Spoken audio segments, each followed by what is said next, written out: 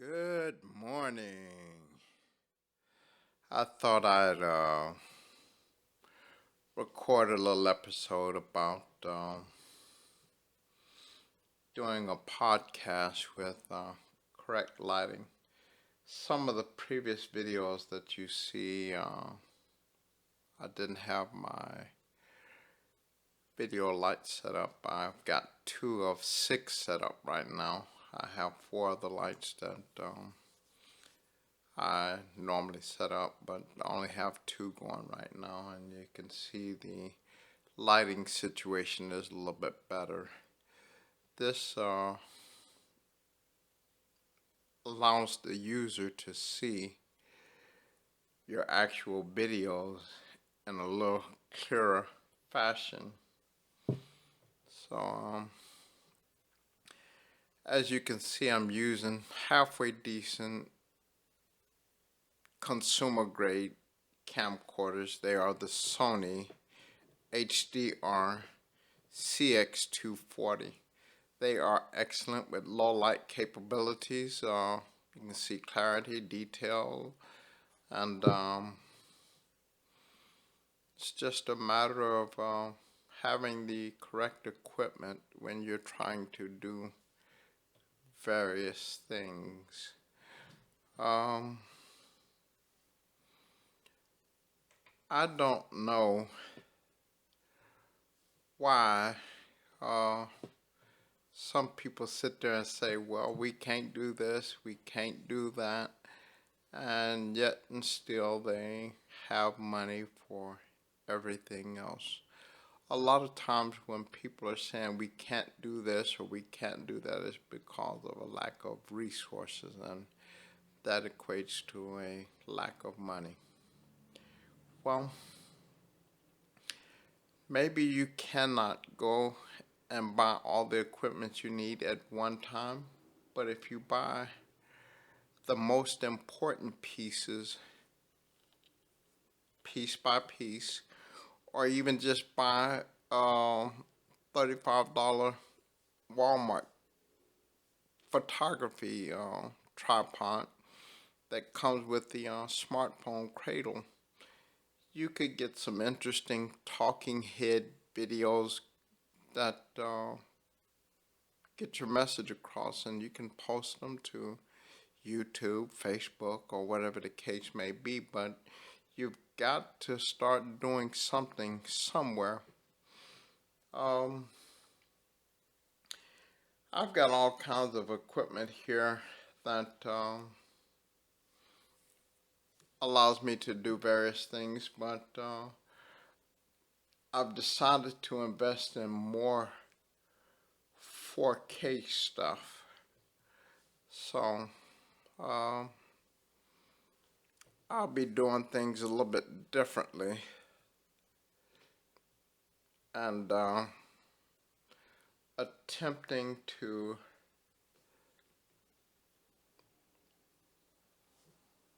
do more substantive videos or whatever.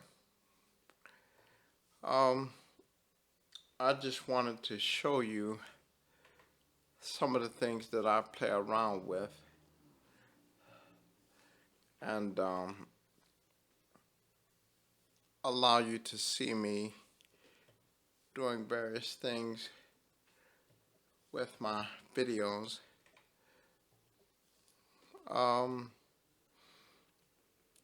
probably got $2,800 invested in everything, and the new addition you see here is a PRESONUS PD70 dynamic microphone, and it's connected directly to the Tascam MixCash 4, and then the main outs of the Tascam MixCash 4 go into audio channels 1 and 2 on the Roland VR3EX, and then recording is done from the HDMI output of the Roland VR3EX on the HDMI output channel, and is set up for 1080p, so I record 1920 by 1080p or whatever.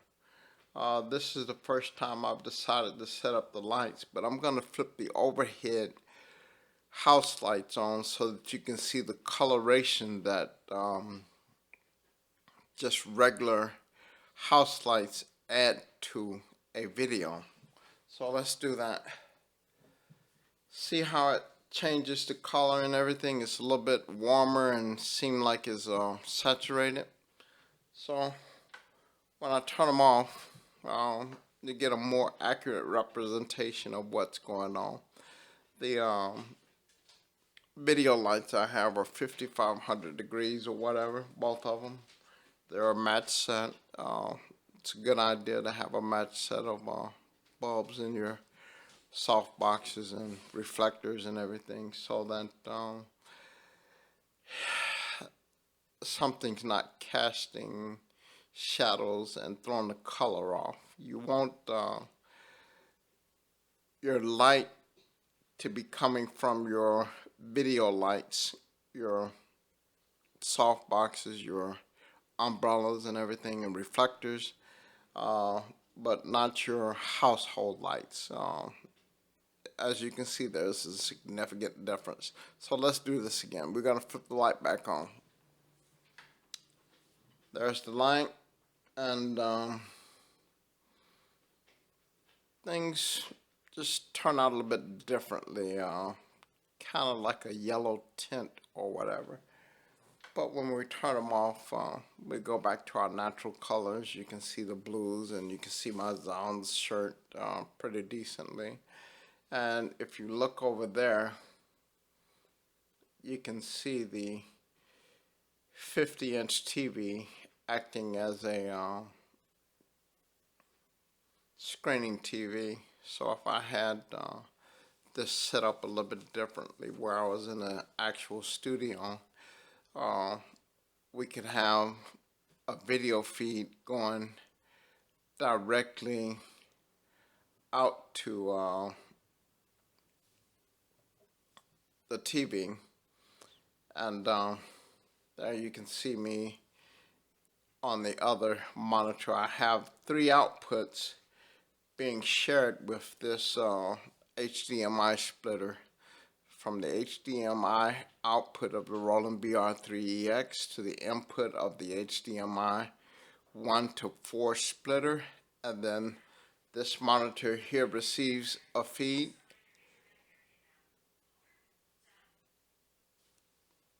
The computer that's actually recording receives a feed, and the TV that's over there receives a feed.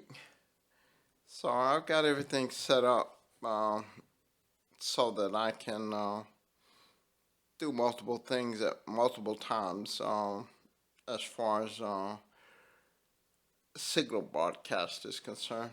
Again, you can see the 50-inch TV over there.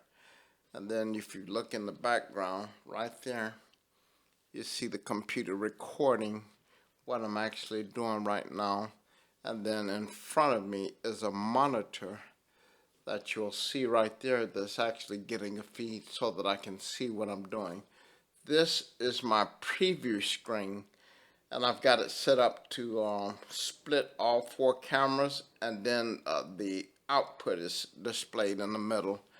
I can do just the output if I wanted to, or just the inputs, but I prefer the input and the output split or whatever. So that's what I do.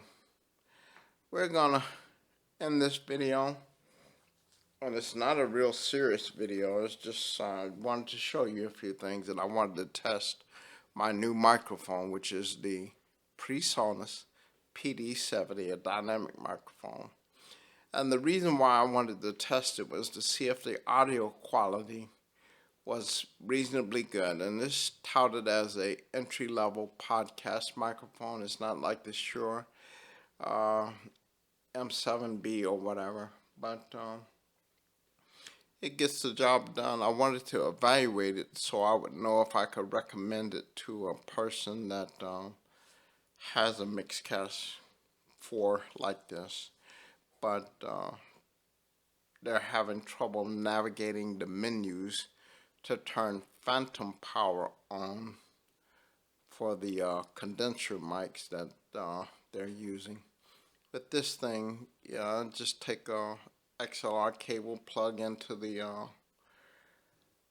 input on the Tascam Mixcash 4, set my gain and everything, and I can record without having to dive through deep menus to set everything up. So this is a lot easier to set up and take down because I hear of people complaining about their Tascam Mixcash 4 having a dead audio channel. It only has 4 audio channels, 1 through 4, and that comes from plugging microphone cables in while you have phantom power enabled, and it just blows the preamps out. So when they complain if they have a dead unit, they don't read the fine print that says turn your Tascam Mixcash 4 off before connecting or removing XLR cables, and that's what I do. So we're gonna call it quits. I just wanted to do a quick recording because I haven't done a recording in a while, and you all have a nice day.